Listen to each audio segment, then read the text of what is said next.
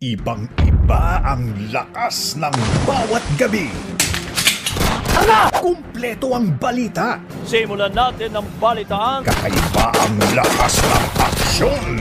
Parang ako niyo na po. Wala po talaga akong kasalanan. Sana maging aral sa'yo itong araw na to para hindi ka magaya sa kuya tangol mo. Hey, kinuusap ako sa iyo bilang ina. Husgado na magpapasya kung may kasalanan sa wala. Napakaganda.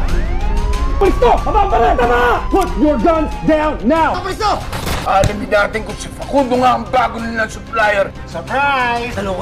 Dito na kayo mamamatay! Anong gagawin natin dyan? Papatayin ko na! Kuhang-kuha ang bawat emosyon. Ang totoo, gusto ko na makita siyang naghirap. All that matters to me is getting even with that mistress of his. Getting even. Hindi ako natatakot. Kung gusto mong makuha ka na, linisin mo muna ang pangalan mo. Nag-match ang isa sa mga fingerprints sa isang may criminal record. Sumisiklab ang tensyon. Iniwan ka na ng ama mo.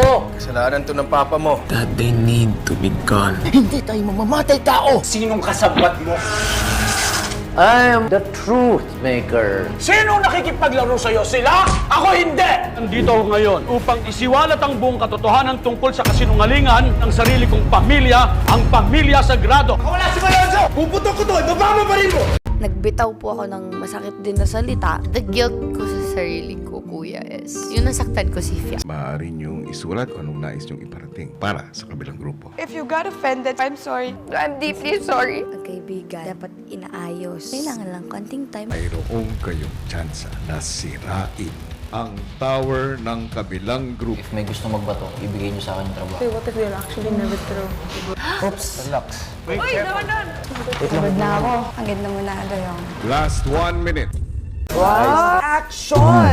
Iba talaga kasama ang primetime bida.